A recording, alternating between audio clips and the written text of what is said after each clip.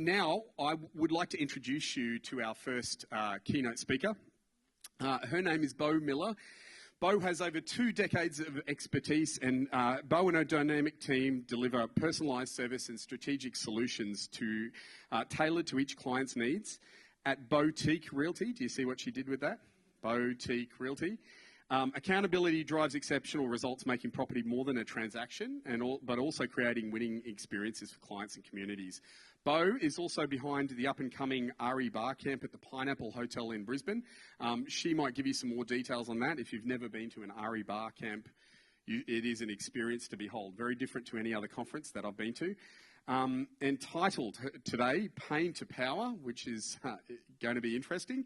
Beau demonstrates how simple applications of ChatGPT or OpenAI helped innovate her agency to a multi-award winning powerhouse. Without further ado, can we please welcome Beau Miller to the stage?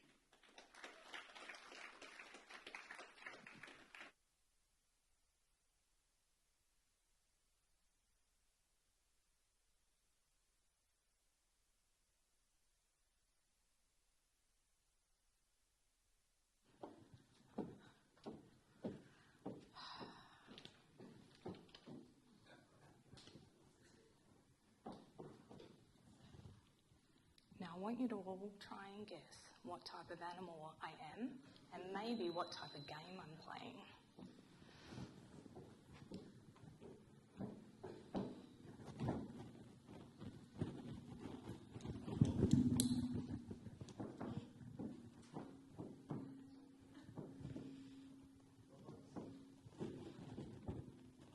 Who said monkey? All over it. Hey guys.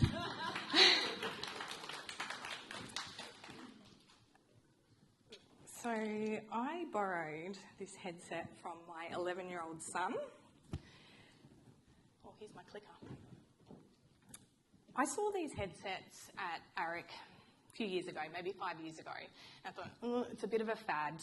Who's going to really want to use a VR headset to go and do an inspection on a property? But then COVID happened and we saw a lot of people doing these virtual walkthroughs, especially in the property management space, because you couldn't rent a house physically. A virtual tour you just kind of click through your Matterport and you're walking through the house. No one was wearing the headsets at that point, right? We were just clicking through. Technology's good. If you actually do put the headset on and have a click through, it's pretty cool. But it just really hasn't taken off. And so for me, it seemed a bit of a fad when I was at ARIC and I thought, yeah, no way. And it wasn't until recently that this kid got one for his birthday and I started to pay a little bit more attention. The one that we've got's a Facebook headset, MetaQuest, I think, Oculus, don't know, they've all got all these fancy names. But this kid, he is desperate to use it every single day. And the game I was playing is called Gorilla Tag, and it's where him and his mates jump into, they organise it on Facebook Messenger, they talk to each other and say, let's have a game of tag, and they're gorillas and they're walking through this virtual environment, tagging each other. And it's so animated and so exciting, and they're meeting up with people all over the world to play this Gorilla Tag game. It's actually quite annoying and scary if you want to get to the kitchen because Cody's arms are swinging and he is just like, he's so animated and so excited, and this is his world. This is a picture of he and I in my office actually preparing this presentation, and I was having a little bit of writer's block. I didn't quite know what I wanted to share with you guys that day. He's 11 and he will be buying property in his 20s. Now, my girlfriend's son is 17, and he's the one that got us into that. Now, he's going to be buying properties in 3 years. They own, they're property investors, they own a laundromat in Tasmania, and Corbin actually runs the vending machine in that business. So I have no doubt he's going to be a property buyer in a couple of years' time. Now, I'm pretty sure he doesn't want to be going to open homes on a Saturday, and I suspect he'll be using that VR headset.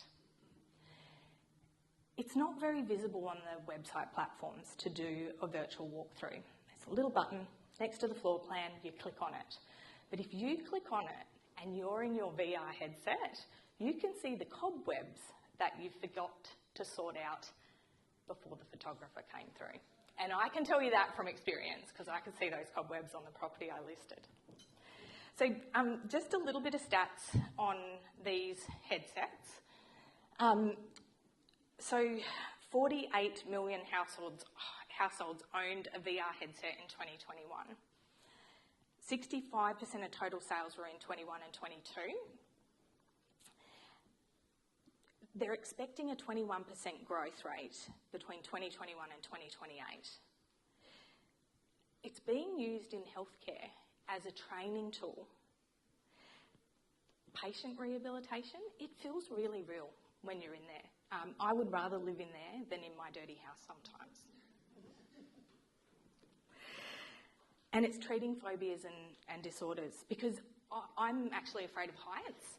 And while I was playing gorilla tag, being given a very detailed instruction from my 11-year-old child with autism on how to be a gorilla properly with your hands, in that moment I felt a bit dizzy. I was falling off and it feels real. It feels like you're going to fall off the ledge.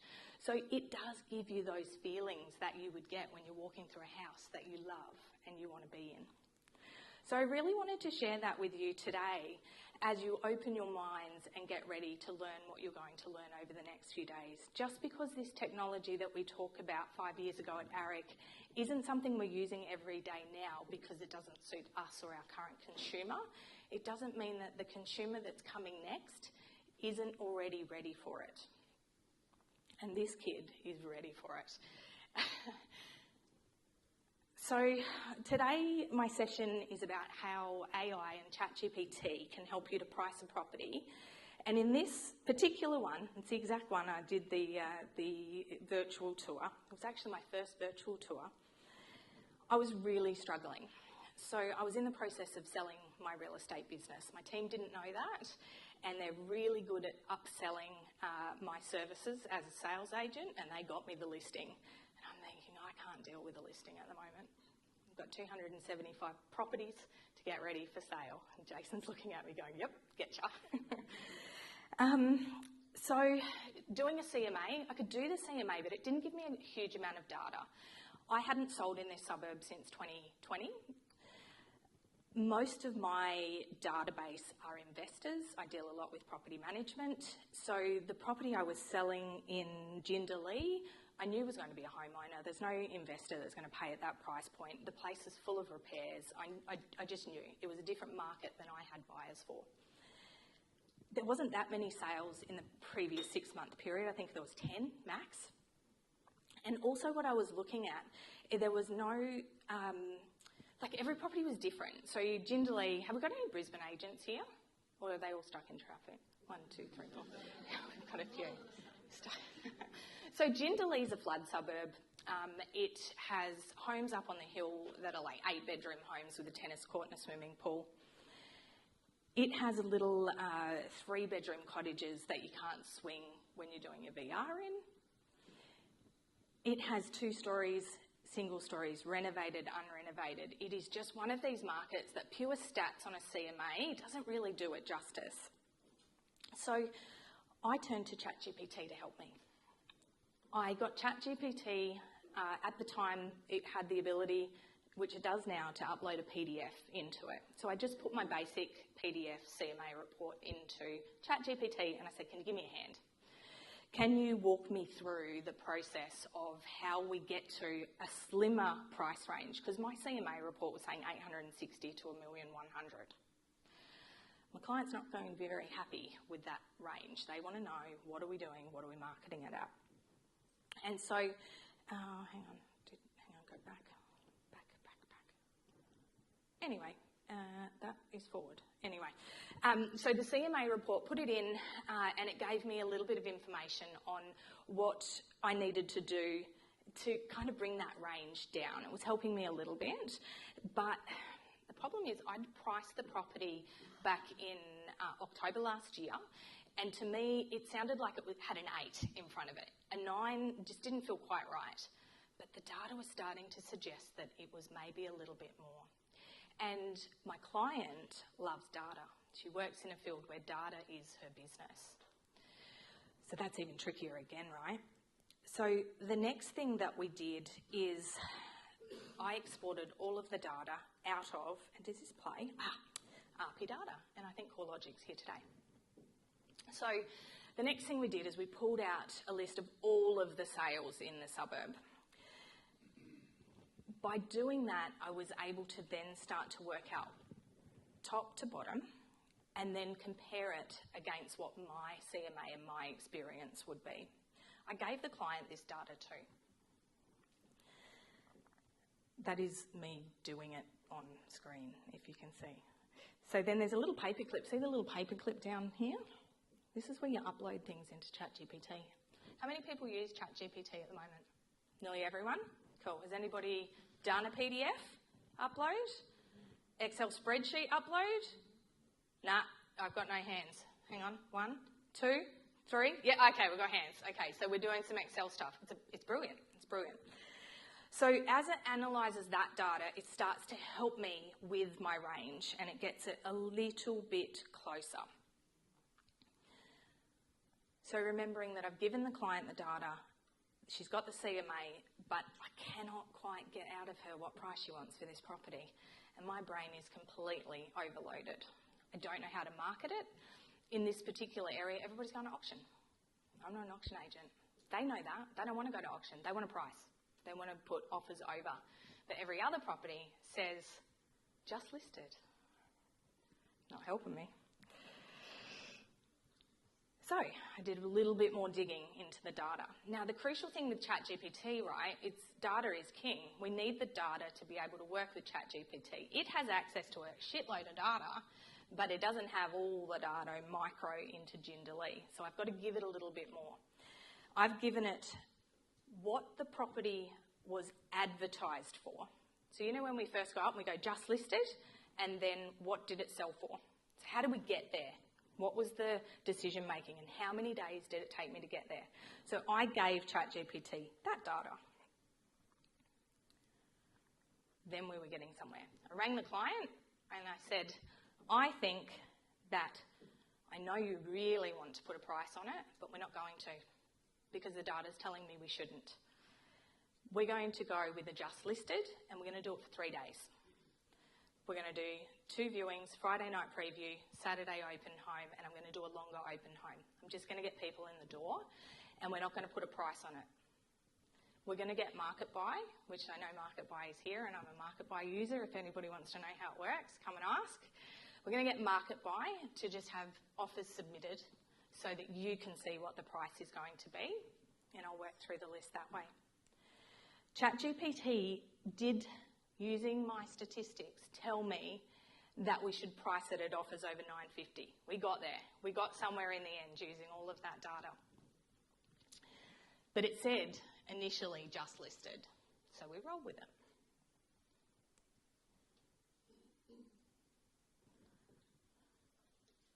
Bang on. You can see what we sold it for. It was my first $1 million sale, by the way.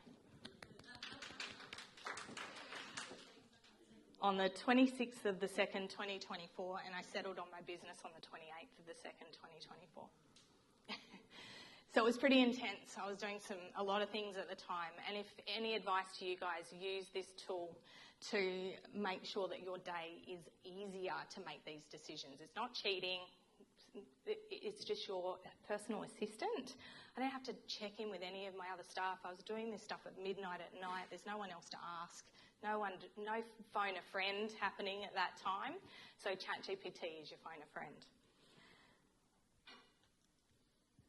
But the core of my business is property management, and that's probably where I've used ChatGPT the most in the last 2 years and really changed some pains into power in property management. I had 2 property managers resign in a very short space of time. We're seeing it across our industry of property managers. I went into an office the other day. They've had no one in this 1,100 management business for more than 2 years. I had 2 of them leave after training them for 2 years, and I had a mess. I recruited a girl. She went to schoolies and didn't turn up. Couldn't get home. Sure, if you just got a job in real estate, you would get home. And it was Christmas. Like, it's our busiest time. So recruitment to try and find new staff it's just so much work to sift through emails and resumes. Actually, I could probably use ChatGPT for that now I think about it. But at the time, I just needed to plug a hole, right? It's Christmas time. We work in a defence relocation area, so you've always got Christmas is when they're all being shifted around the country. Our email inbox exploded and the complaints begun. That says 535 messages, and that was after I did about 2 weeks of midnighters. And you can see we're a mess. There's 2 of us left out of 4. And this was the call that changed it all. I hope this plays. Give me a go. Damn you. How do I get that to... Can you click play on that? Thank you. I have a complaint to make. Oh no, is everything okay? I'm pissed because the girl that did the house inspection yesterday whinged about one fan in my bathroom and something about our lawn. What the hell was wrong with my freaking lawn? Are you fucking kidding me? Like, come on. I'm sorry, it's really frustrating me because I haven't bitched about any of the repairs to the house for years, and now all of a sudden that I make one request 3 months ago to have things fixed, I have had 2 inspections with constant notes on what I'm doing wrong in my house. Who wants to be a property manager?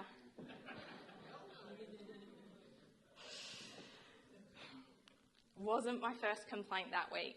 So what had happened is I'd employed a new person. She had 0 experience, mature aged, so had life experience. And very much on the spectrum and very much a rule follower, so she followed my process to a T. But it appears maybe the previous property managers hadn't been. And so her 2 inspections really pipped her over the line. So the team and I were in the car back from an event in Brisbane. We'd been to an REIQ event and we got stuck in traffic. It seems to be a theme of Brisbane. The conversation in the car, we had to be tender because we knew that one of our property managers were very new. But in our chat, we're a problem business, so we're always looking for solutions. So I wanted to create some social engagement to actually get some evidence about how we can fix this routine inspection process, because it gives real estate agents a bad name. You know, we're down there. This was the post. So it's just a light bulb. I was doing a vacate inspection, light bulbs blowing, somebody didn't replace the light bulb. Simple stuff, but once you've got 10 things in a house, you know, it tends to upset somebody when you're telling them they missed a heap of things. And this is what happened. My Facebook blew up. So it's a touchy subject. It's a process that needs a complete overhaul. And that's what we did. Is that going to work? Yes. So we used that data, and this is a lot of data, to gauge what our clients were doing. Stuck it into OneNote, popped it into ChatGPT and said, I need you to review this feedback and tell me what I've got to do to fix the process. It's pretty cool. You just sit there and it does all the thinking for you. We're all thinking it, but we're all up to about here, right? Because we've got all this stuff we've got to do every day. Once we've got the data, we get Chat to be our assistant and just work us through what the process is that we need to improve in our business. So we were able to work out that we needed to be clearer in our expectations for the tenants. We weren't doing that very well.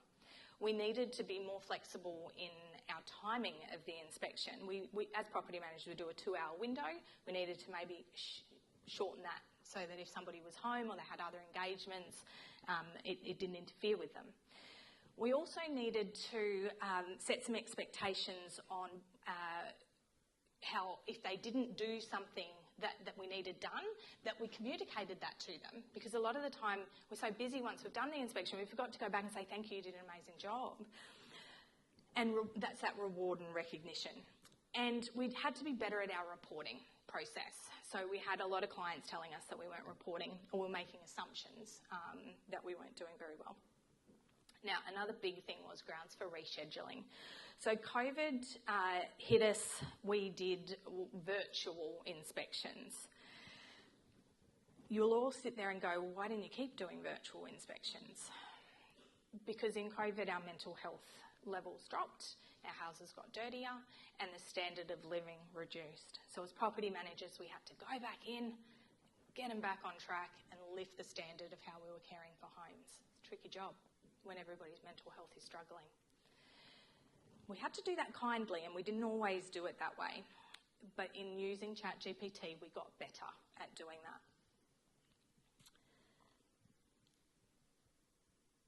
Grounds for rescheduling. So you know what happens in a property management office? The tenant calls and says, I've got a Zoom meeting with my manager at 2 o'clock and you're going to be there for an inspection. You can't come in. So you'll have to reschedule.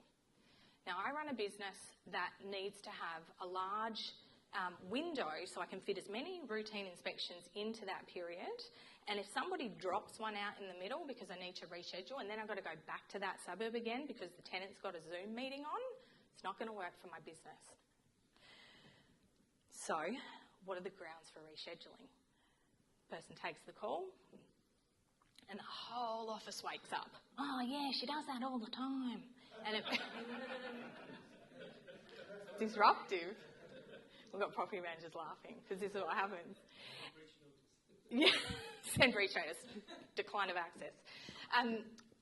It's really disruptive when you don't know how to respond to that type of request. And it might be different each time. It might be that the child's sick or someone's got gastro, that's a common one. So why is it okay to do it? We didn't have an internal procedure document on what were reasonable grounds for routine inspection rescheduling. ChatGPT did it for us, and that's the prompt we used. This is literally the prompts that I went back in time and are sharing with you. Another thing is that, remember the setting expectations of the routine inspection? Well, how can we make them open the PDF that tells them what the expectation is? Because it's the same PDF every 3 months. So we got clever and we created different checklists for different seasons of what was happening. Spring cleaning, Mother's Day, New Year's resolution, it's Christmas. The Christmas one was a hit. And so we did that with the use of ChatGPT. But probably the best thing we did was created a survey. Now, I'm a small independent business. I didn't know how to do a survey. I'd heard everybody talking about this NPS score thing. I don't really know what it is. Did I even get the acronym right? Good. So I knew that it was something my business needed to do, but I wasn't sure what it was. So Chat, my little PA, helped me with that process. And then we started to create an inspection feedback form.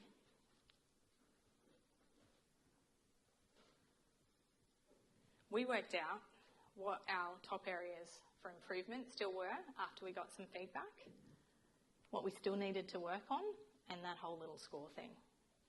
But even better, from the use of ChatGPT as our personal assistant in literally writing emails, that was our inbox there 4 months later. That's 40. Do you remember I had 535? But I only had 2 staff members left, but we still did that. Amazing. Jobs, 254. They were at 389. Crazy. And I tell you, yes, I have people in my business to click the buttons, but ChatGPT can type an email way faster, it can be way nicer, and it can say no nicely. That was my senior, Christine, the person who I've worked with for 6 years, that when she came to my office and I said, we used a VA, oh, I don't want to do that. Why would you get a VA to do that in the Philippines? No, I want to do everything. Now she can't function without a VA. She uses ChatGPT on the top version as well as the custom legislation guru we created. And she's gone on to a new business and she's setting up all of these systems and processes and everybody's using ChatGPT. So very proud of her, and if she can do it, anyone can do it. Anyone in your team that is putting their hand up and says, I don't want to use it, can do it. Some other stuff that we used ChatGPT and social media for, just blog posts. Whatever's happening, we never have time to do it. Usually me up at midnight writing the blog post. Don't have to do that anymore. Anyone in the office can start to do it. Online order form for my little red book. I wrote a children's book about moving house, and I didn't know how to sell it, and I didn't know how to donate the proceeds, but Chat helped me to do that and took that block away. You know, when you just can't take that first step into doing something different or doing something new. Well, Chat makes you feel comfortable and confident. It's like your little friend. I created a whole webinar on suited to defence relocations. So that is my niche. That are the people I like to serve. I serve other people too, but that's my niche. I was able to use Chat to work out what software to use. There's a program called Demio. It's amazing, and I never heard of it before, but it's way better than Zoom. And it enables you to share documents while you're doing the presentation in a really easy, downloadable way. It did all the images. I couldn't find very many images. I wasn't able to get anything Australian. I had to make stuff up as close as I could to that. So that's in a program called Discord. Actually, with the defence work that I've been doing, I flew down to Tasmania. My girlfriend and her husband run a charity down there for soldiers and first responders. So that's the girlfriend that has the investment properties. They rent it to seasonal workers and then they flip to housing wounded people for respite for the other half of the year. It's incredible. So the Deputy Prime Minister went to visit, and so off I toddled on a plane, like literally a day's notice, hey, I'm coming, because I really wanted to talk to him about the space that I'm working in, which is help for veterans that are facing homelessness. And so in that day, I was able to write my spiel on what I was going to say to him in the first minutes. Thanks to Tanjali, who's here today. She was on the phone to me in the airport. What are you going to say to him? Well, I don't know. Just going to walk up to him. But it was fantastic, the stuff that we came up with that day. And what I actually did in the room while I was listening to him talk his, stuff. Most of what they say is good, but they're politicians, right? So they've got like a playbook that they have to read by. But I managed to get to summarise that on a voice recording, dumped it into Chat, wrote a letter to them, sent it off, made sure that I could then publish that into my audience and it was okay to do. Chat, I finished year 10 high school, just. I don't think I actually did much school. I passed, but I'm very good at putting my hand up for any community service offerings in school. So it wasn't my strong point, English and maths. My first real estate agency job, they got me to go and do a English course after school at TAFE so that I could learn how to spell properly. If only Chat was around then. And like I said, learn to say no nicely. So I wanted to have a chat to you guys about what your pain is. How much time have I got? Holy shit. I'm a salesperson, but I don't know if I'm that good. All right, what we're going to do, I've got my phone here, and it's got ChatGPT. What we are going to do, hopefully this works, and the internet's all good.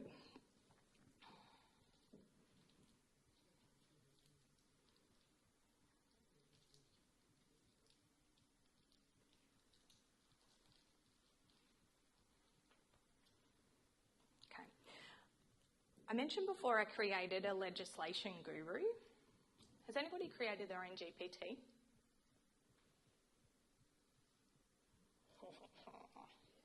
It is cool. So we know that ChatGPT is it's a large language model that is picking up information from all over the World Wide Web. It's also sharing everything that you're talking to it about, so it's getting smarter as it goes. You can join a business version of ChatGPT. If anybody's scared in the room, you can actually go to a version that doesn't share it, just keeps it within your business. What you can do within that is over on the left over here, you've got your little chat up in the corner, right? The little white and black one. You can create your own. What you tell your little chat is what you want it to talk to you about. So I created the Queensland property law expert with a focus on RTA and QCAP procedures, omitting specific agency names because I wanted to be able to share this with my team. So that's what I told it to do. What I did is I uploaded the legislation, Occupations Act, a copy of a lease. I uploaded some stuff from B&T that I had, which is like on your depreciation schedules and so forth. And now I can talk just to that. So let's try it out. Hey Guru, can you give me a hand to let me know how I would refer to legislation for pets in a rental property?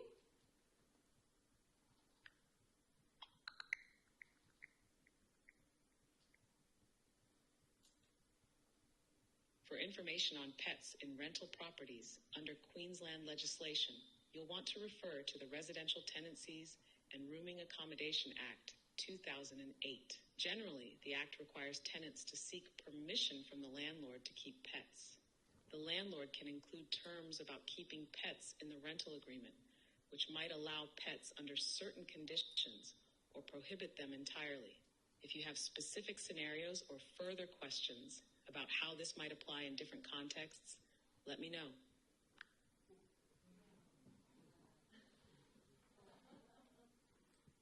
Cool, huh? Now my chat's a little slow because it's got a lot of documents that I put in there that I have to go and find. So we're going to talk to the real chat, the normal chat, the real chat. I'm going to ask a question.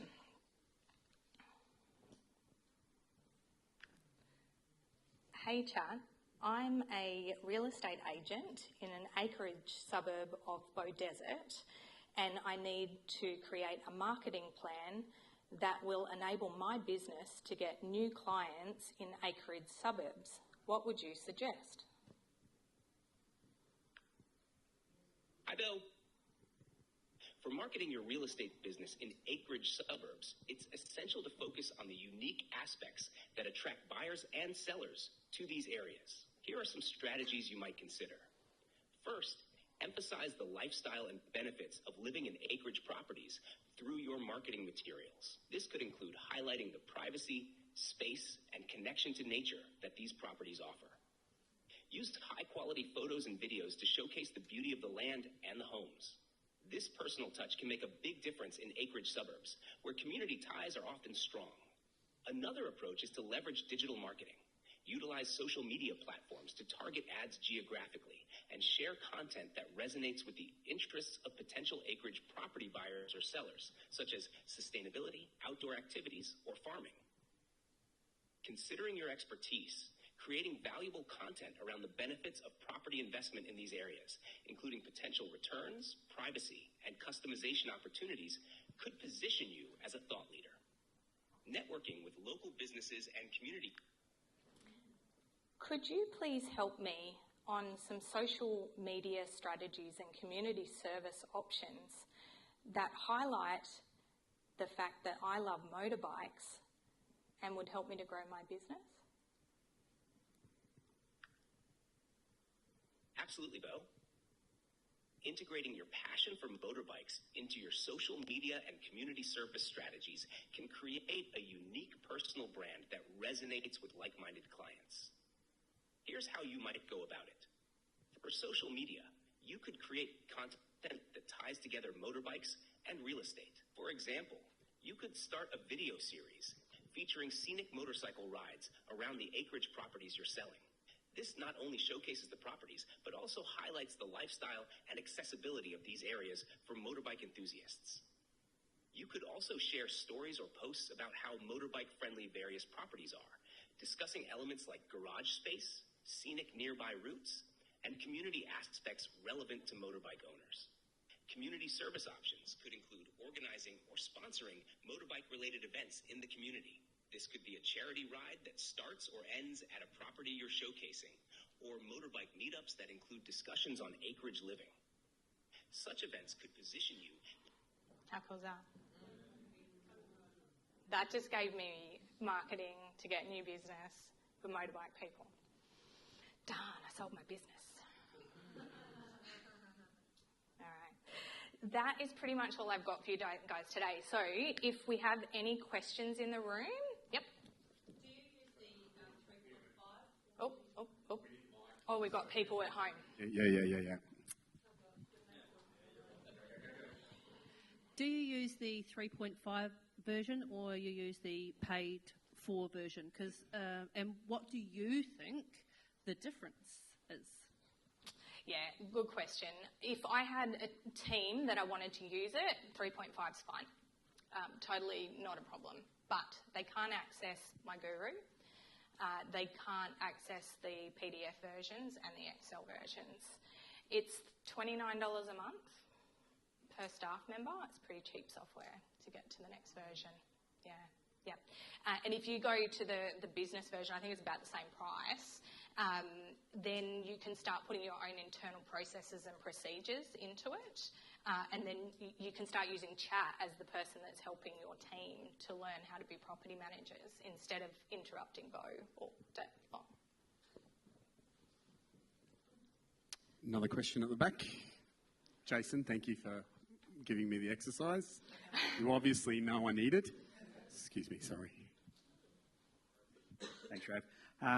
Beau, can you just explain how you went through the process of building your legislation guru? Yeah, it's so easy. I kind of don't have the computer at the moment, but there's a section over in the top right-hand corner, and I think you just sort of scroll down the bottom and it says create GPT or explore GPT, and you literally just create it. It's so easy. You just say name, and then I want it to be my scripts and dialogues, and then you could upload your internal scripts and dialogues document into it, and it'll come up with an AI generated cover picture as well, and then you share it. Anyone can have it. And did you upload the legislation, or you just referred to the legislation? No, upload. Yeah. Chat sometimes can check the internet, and then other days it decides it can't. So depends on what day. I have a question. How did you... So a lot of people in the room, I think, have dabbled with ChatGPT, probably drawn themselves as a superhero. Would that be correct? A couple of times. That's generally what most people do. The first thing. But how did you actually start using it more and more for your business? What triggered that, and how did you get into it? Yeah, thank you. I'm a bit of an elite agent junkie, so any training that Samantha McLean has had for the last 4 years, I've done it. And she is the number one go-to to teach you how to do this stuff, or to teach a team how to do this. She runs a session. Well, the first version of what I did was a 30-day transform channel. Have I got any transformers in the room? Oh, one? Awesome. Joe.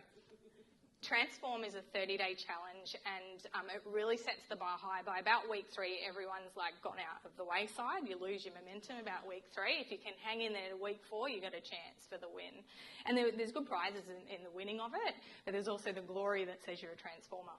Yeah, it's good. It's good. And it's all about mindset, habits, and things to do. Well, Sam actually ran a 30-day transform, which is where I learned how to do this. And I was a speaker on that event to help people with their fears and facing their fears. And then I was the first speaker, and then somebody said, "Are you doing Transform this time, Beau?" And I was like, and Sam's like, "Yeah." So as soon as I commit to something, I've got to finish it. And so I finished this 30-day Transform.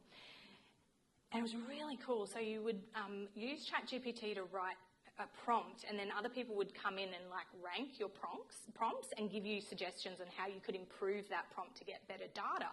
Well, I was up till midnight every night ranking everybody's data because it was amazing, good stuff. And if you get onto Sam, she actually gives away all of those prompts. She calls it Prompt Monster. So you can get that for free on her AI-powered, well, you've got to pay for that, but anyway. So the learning how to prompt is what I did in that 30 days. And then since then, she actually does run a classroom day event that you can learn about it. So yeah, that would be my suggestion, is jump on that. And you'll pick and choose what you like, love, hate, all those things. ChatGPT is my go-to. And I find I didn't create that image at the start. Sam did that. I find it really frustrating to create images. But you can do that on Canva now as well. Was that the question answered? Yes, yeah, it certainly was. Do we have any other questions in the room? I have more, I just don't want to dominate. No?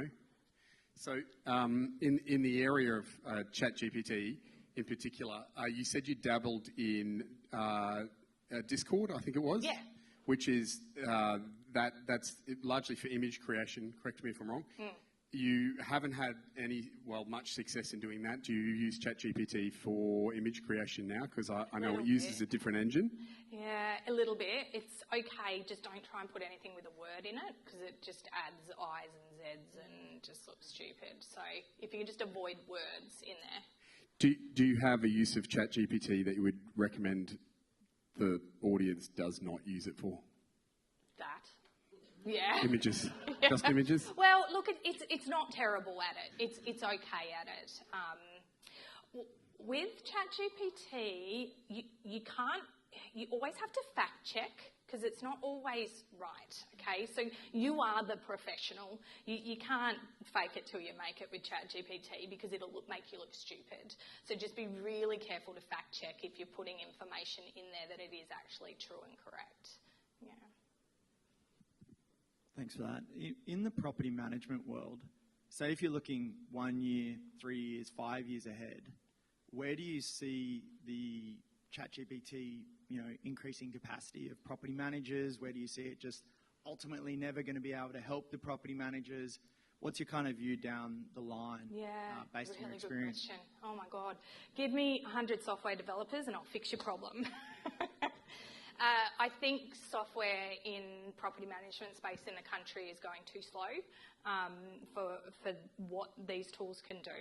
We already have AI robots that help us in the maintenance space, which are excellent, but in the space of task management, so around like a pet application comes in and you've got to process that pet application within 14 days, and guarantee you there's going to be pets in houses everywhere, because there's no way that 535 emails was done in 12, 14 days to make sure that pet got approved in time. And then we're just going to piss owners off because we're not processing it quick enough. So to answer your question, ChatGPT can make our property managers right now faster at what they're doing, no doubt about it. They've just got to adapt the tool, use it to get them typing. These hands are getting old, right? I'm a fast typer, but I cannot beat ChatGPT. I never will beat it. So once we start using it for the typing, I think that's where it will make it faster. And if the software programs that we've got now that have the messaging servers in them, if they start to guess the replies on the messaging, it'll be all good. But I haven't spoken to anyone that can do that yet.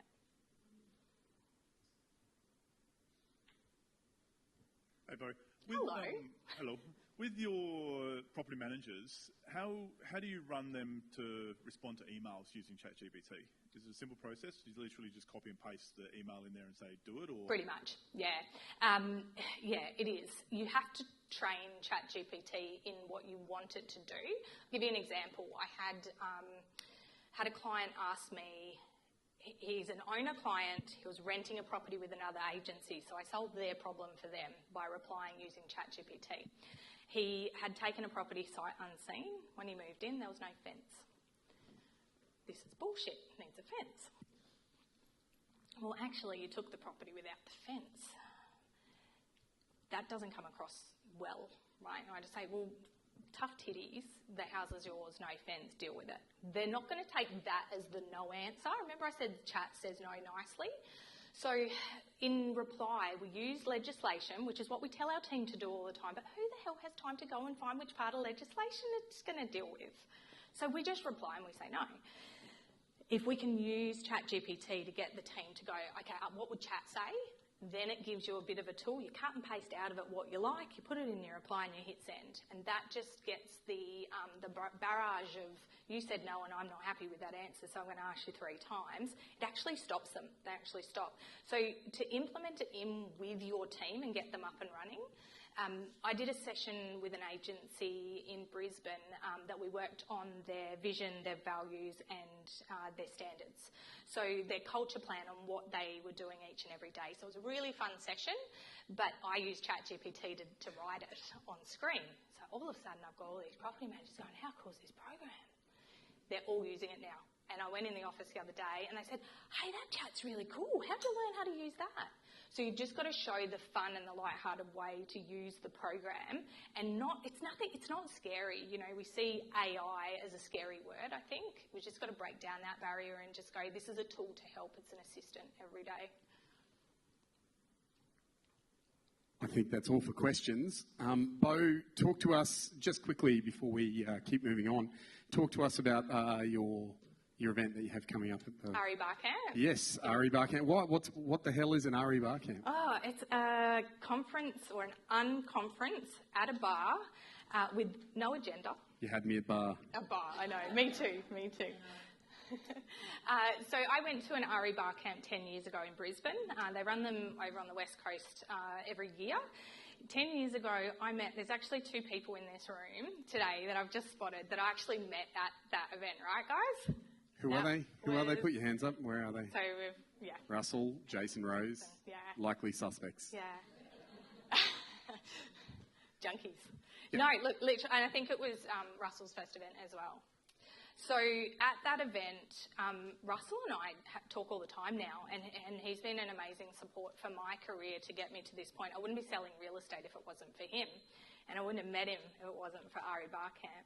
And what RE Bar Camp does is there's zero agenda on the day. You turn up, you check yourself in, and you've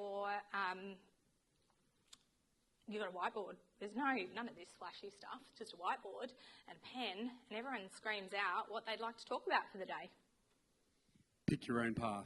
They used to have books like you can choose to go this direction. Super cool. Bunch of experts to talk about it in the room. No one's selling stuff at you, so sorry vendors, if you turn up, you're not allowed to sell your products. You've just got to talk about things that are relevant. Have I nailed that, Jason? Perfect. Yeah. Talk about what you've got on the board. Just thanks. Somebody fix that. No. So I've given you guys free downloads for property management and sales. There's a video in there as well as the prompts that I've used to get your surveys done for property management, or how to upload, so you don't have to remember how to upload the PDF for sales. And I've also just given you some old school checklists as well that I used in my business on, list to sold and your new tenant and your new owner checklist, so that might be useful. I know checklists, you can still use them these days. I still like a bit of paper, but there's heaps of AI tools, and I've given you some tips on options in there as well. So feel free to grab it. Please give Beau Miller a big Sunshine Coast, Surfers Paradise. Thank you. Force of habit. Well done. Thank you. Beau, you hanging around for a bit afterwards? So at the morning tea break, if you've got any questions, I'm sure you do. There's people who don't feel comfortable speaking in this forum. Please attack Beau later, gently, and ask her the questions that you need then. I'd like to introduce someone very